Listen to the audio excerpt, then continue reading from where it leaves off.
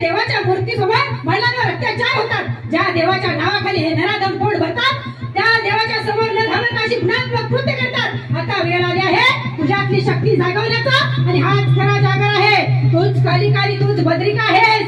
तूच कालिका भद्रिका रणरागिनी चंडिका, कर तुझं तू रक्षण नको मारू गुन्हागार.